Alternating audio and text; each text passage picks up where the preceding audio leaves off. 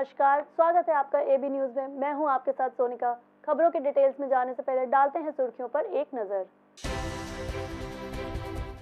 बाल दिवस पर पंडित नेहरू को देश ने किया याद। पीएम मोदी, सोनिया गांधी और राहुल गांधी ने दी श्रद्धांजलि। महाराष्ट्र के गढ़चिरौली में सुरक्षा बलों की बड़ी कार्रवाई। मुठभेड़ में 26 नक्सली किए ढेर। बिहार के गया में नक्सलियों का तांडव। एक ही परिवार के 4 लोगों को फांसी पर लटकाया, घर को बम से उड़ाया। यूपी सरकार ने बदला बांदा मेडिकल कॉलेज का नाम। अब रानी दुर्गावती होगा मेडिकल कॉलेज का नाम। देवोत्थान एकादशी आज। भक्त कर रहे हैं भगवान विष्णु की पूजा। आज से होगी मांगलिक कार्यों की शुरुआत। और अब खबरें विस्तार से। पूरे देश में 14 नवंबर को चिल्ड्रंस डे यानी बाल दिवस के रूप में मनाया जा रहा है। भारत के पहले प्रधानमंत्री पंडित जवाहरलाल नेहरू की यादों का प्रतीक है ये। आपको बता दें कि पंडित नेहरू की मृत्यु से पहले भारत में 20 नवंबर को बाल दिवस मनाया जाता था। पूरे देश में 14 नवंबर को चिल्ड्रंस डे यानी बाल दिवस मनाया जा रहा है। यह दिन भारत के पहले प्रधानमंत्री पंडित जवाहरलाल नेहरू की यादों का प्रतीक है। बच्चों द्वारा प्यार से चाचा नेहरू कहे जाने वाले देश के प्रधानमंत्री ने बच्चों की सर्वांगीण शिक्षा की वकालत की थी। बता दें कि पंडित नेहरू की मृत्यु से पहले भारत में 20 नवंबर को बाल दिवस मनाया जाता था। संयुक्त राष्ट्र द्वारा विश्व बाल दिवस के रूप में इसी दिन को चिन्हित किया गया था। बाल दिवस का उद्देश्य पंडित नेहरू को श्रद्धांजलि देने के अलावा बच्चों के अधिकारों, देखभाल और शिक्षा के प्रति जागरूकता को बढ़ाना भी है। जवाहरलाल नेहरू के शब्दों में, आज के बच्चे कल का भारत बनाएंगे। जिस तरह से हम उन्हें पालेंगे वही देश का भविष्य तय करेगा। वही बाल दिवस पर प्रधानमंत्री नरेंद्र मोदी ने देश के प्रथम प्रधानमंत्री जवाहरलाल नेहरू को श्रद्धांजलि अर्पित की। प्रधानमंत्री मोदी ने ट्वीट किया कि पंडित जवाहरलाल नेहरू जी की उनकी जयंती पर श्रद्धांजलि। पीएम के अलावा देश के पहले प्रधानमंत्री को कांग्रेस नेता सोनिया गांधी, राहुल गांधी और प्रियंका गांधी समेत कई लोगों ने श्रद्धांजलि दी। सोनिया गांधी जवाहरलाल नेहरू को श्रद्धांजलि देने के लिए शांति भवन पहुंची। पूर्व मुख्यमंत्री और सपा अध्यक्ष अखिलेश यादव ने कुशीनगर दौरे पर गृह मंत्री अमित शाह पर निशाना साधा है। उन्होंने गृह मंत्री अमित शाह के सपा के जैम वाले बयान पर पलटवार कर नया मतलब बताया है। पूर्व मुख्यमंत्री और सपा अध्यक्ष अखिलेश यादव रविवार को कुशीनगर पहुंचे। यहां उन्होंने गृह मंत्री अमित शाह के सपा के जैम वाले बयान पर पलटवार किया। अखिलेश यादव ने कहा, भाजपा के जैम का मतलब है जे से झूठ, ए से अहंकार और एम का मतलब महंगाई। दरअसल शाह ने शनिवार को आजमगढ़ से अखिलेश यादव पर निशाना साधा था। आपको बता दें कि शाह ने कहा था, मोदी जी जेएम लाए हैं ताकि भ्रष्टाचार के बिना खरीदी हो सके। जे का मतलब जनधन खाता, ए का मतलब आधार और एम का मतलब हर हाथ में मोबाइल।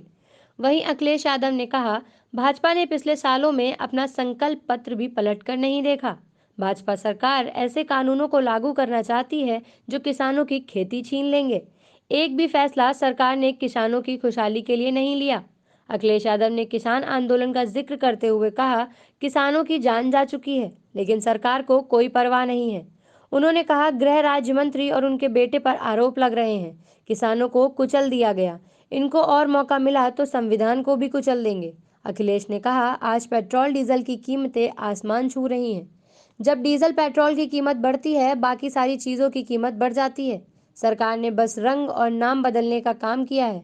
कुशीनगर का पहचान दिलाने के लिए समाजवादी ने काम किया। एयरपोर्ट देना समाजवादी सरकार का काम है। कानपुर देहात में दबंग युवक ने अधेड़ की पीट कर हत्या कर दी। अधेड़ व्यक्ति का कसूर सिर्फ इतना था कि उसने मोहल्ले के एक युवक को गाली गलौज करने से मना किया था, जिस पर उस युवक ने अधेड़ को पीट कर मार डाला। कानपुर देहात में दबंग युवक ने अधेड़ की पीट कर हत्या कर दी। मामला रूरा थाना क्षेत्र के कस्बा रूरा का है, जहां जवाहर नगर मोहल्ले के रहने वाले एक अधेड़ व्यक्ति ने मोहल्ले के एक युवक को गाली गलौज से मना किया, जिस पर आक्रोशित युवक ने अधेड़ के साथ मारपीट शुरू कर दी। पिटाई के दौरान अधेड़ घायल हो गया और उसकी मौत हो गई। इसके बाद पीड़ित परिवार ने रूरा थाना पहुंच मामले की शिकायत की। इस पर रूरा पुलिस का रवैया कुछ अलग ही नजर आया। जानकारी के मुताबिक अधेड़ की मौत अचानक गिर जाने से हुई है। मृतक के बेटे से ऐसा कागजों पर लिखवाने का दबाव बनाया गया। मृतक की पत्नी ने जानकारी देते हुए बताया कि पुलिस की संवेदना मृतक परिवार के साथ न होकर आरोपियों के साथ है। वहीं इस पूरे मामले में पुलिस अधिकारी कुछ भी बोलने से बचते नजर आ रहे हैं। हमारे पति का मार दिया उसने, राकेश ने, और गाली दे रहा था। तो इन्हें कही कि क्यों गाली दे रहे हो, तो बस उसने मारने लगा। मारते मारते वो गिर गए, ये छाती में चढ़ के घूसन घूसन मारे।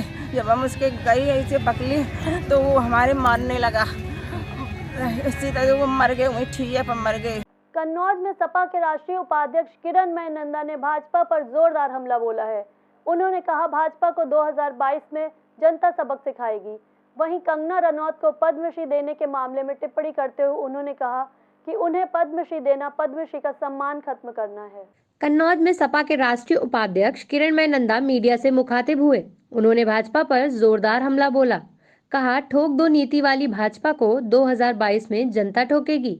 वहीं कंगना रनौत को पद्मश्री देने के मामले में कहा कि उन्हें पद्मश्री देना सम्मान की गरिमा को खत्म करना है। जिन्ना के सवाल पर नंदा बोले, उनके बारे में अडवाणी से ज्यादा कोई नहीं जानता। उनसे जाकर पूछो तो वे ज्यादा अच्छा बता पाएंगे।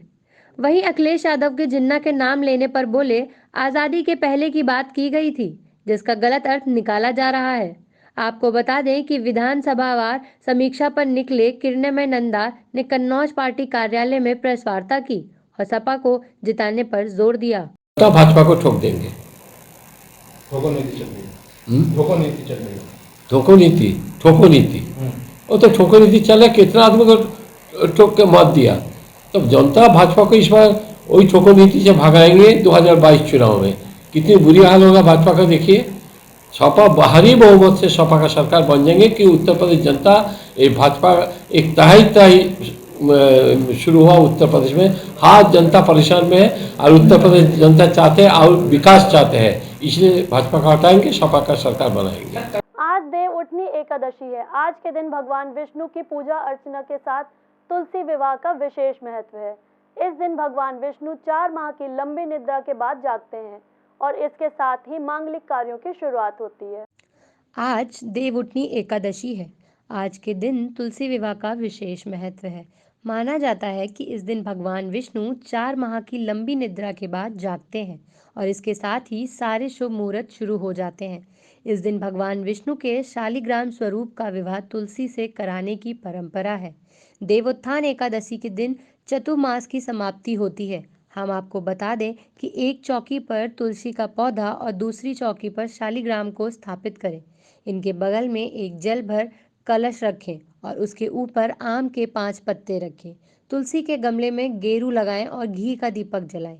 तुलसी और शालिग्राम पर गंगा जल का छिड़काव करें और रोली चंदन का टीका लगाएं। तुलसी के गमले में ही गन्ने से मंडप बनाएं। अब तुलसी को सुहाग का प्रतीक लाल चुनरी उड़ा दें।